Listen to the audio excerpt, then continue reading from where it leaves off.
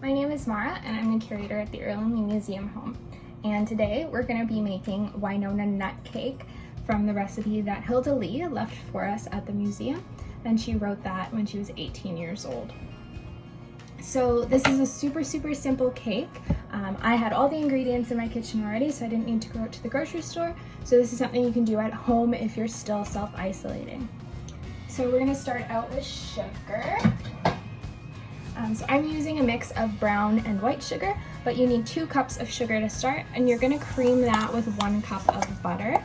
I'm using margarine just because I didn't have butter in my house. I'm going to mix that all together. So Hilda Lee was born at Edgemount, which is the only museum home, and she was born there in 1892, and she grew up in the home.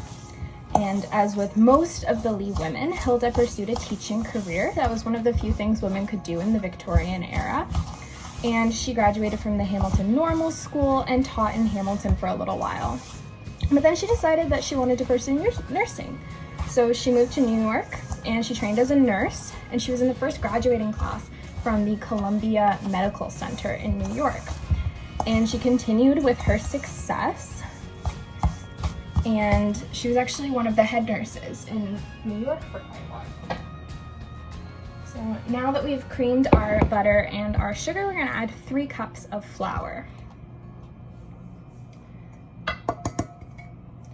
So after being a nurse for quite some time, Hilda met a man named Herbert Johnson, and they became married.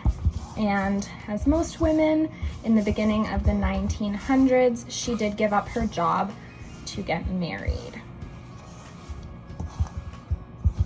Hilda didn't have any children, and she passed away in 1956, but she is still fondly remembered by her many nieces and nephews that are around throughout New York and Southern Ontario.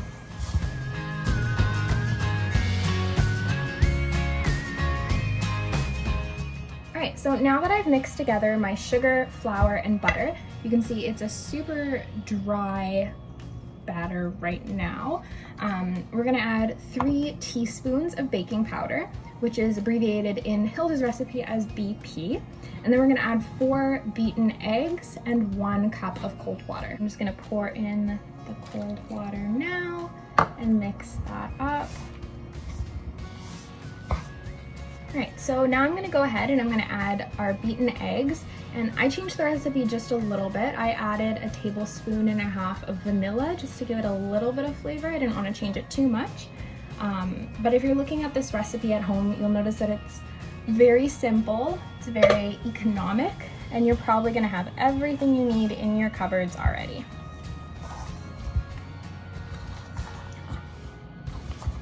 In addition to the eggs that this recipe calls for, it also requires 3 teaspoons of baking powder, which is going to be helpful as a rising agent for this recipe.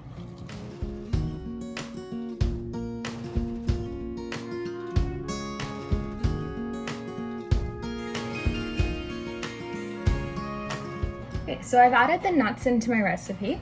This recipe calls for either 1.5 cups of almonds or of walnuts. I happen to have almonds in my cupboard, so that's what I used.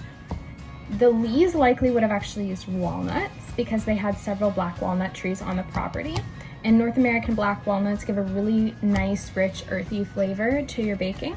So it's most likely that that's what they would have made it with. And then we have this beautiful, soft batter. And I'm going to pour that into a 9x13 pan. Hilda's recipe doesn't have a lot of specifics into how you bake this cake. She just says to pour it into a shallow pan and bake it for 45 minutes to an hour. It doesn't give a temperature, so I'm just going to go with 350 as a standard. And I'm going to use my biggest pan, which is a 9x13, and we'll see how it turns out in about an hour.